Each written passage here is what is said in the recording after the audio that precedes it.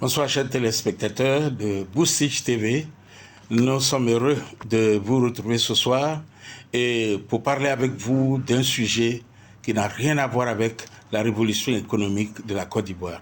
Mais c'est un sujet d'actualité et nous souhaitons que vous prêtiez vraiment attention à ça. Le thème de ce sujet, c'est la mort, le paradoxe des hommes.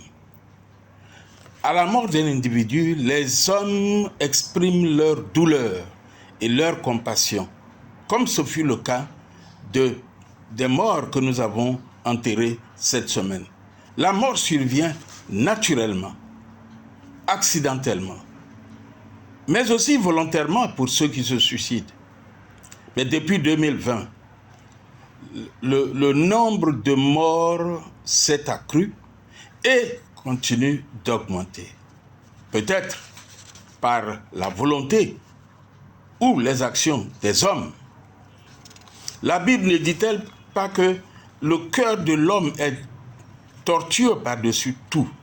Qui peut le connaître? Qui peut le connaître?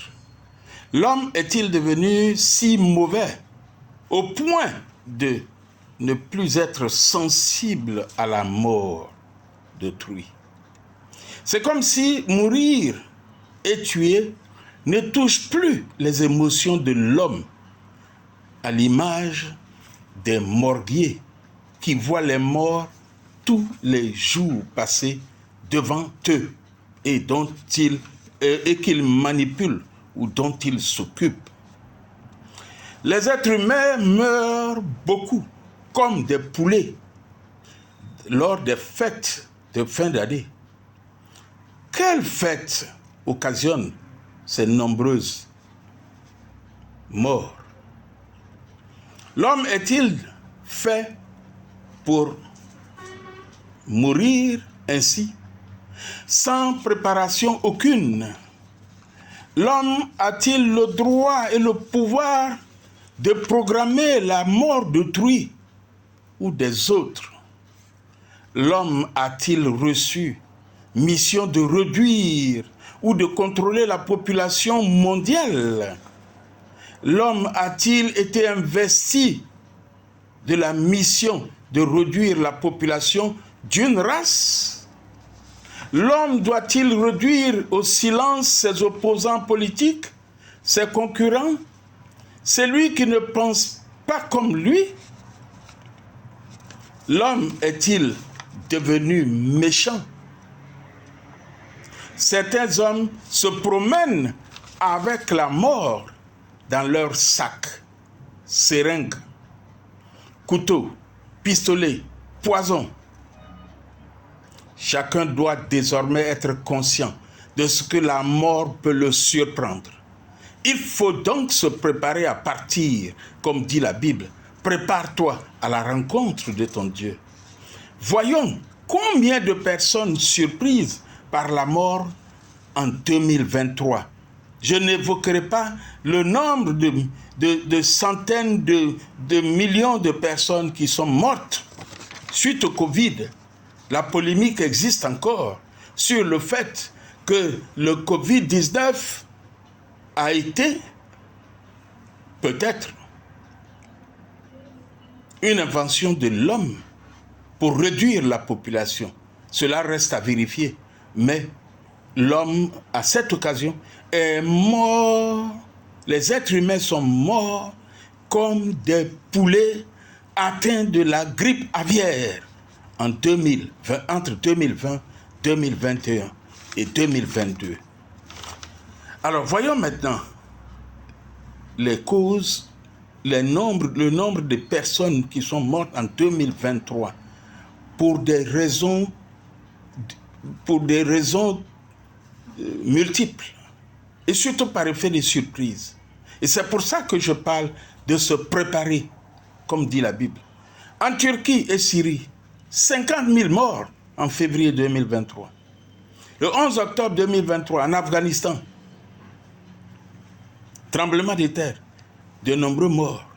Du 8 au 9 septembre, au Maroc, 3 000 morts. Le 4 novembre 2023, au Népal, 143 morts. Le 21 mars 2023, en Équateur, 14 morts. Et les cas d'inondation.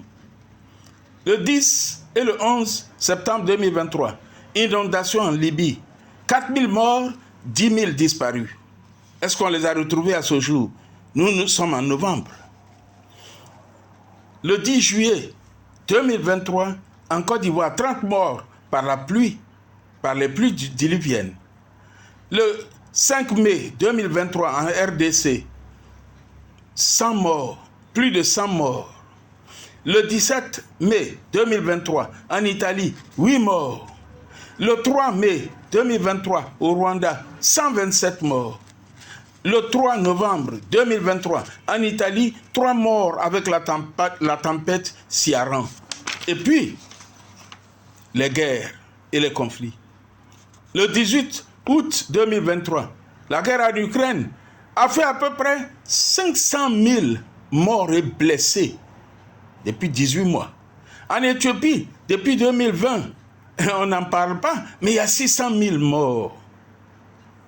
Le 14 octobre 2023, le Hamas, la guerre Hamas-Israël, a fait 1300 morts israéliens, environ 9000 morts palestiniens. Et ce n'est pas fini, la guerre n'est pas terminée. Mes chers amis, la mort est dans l'air.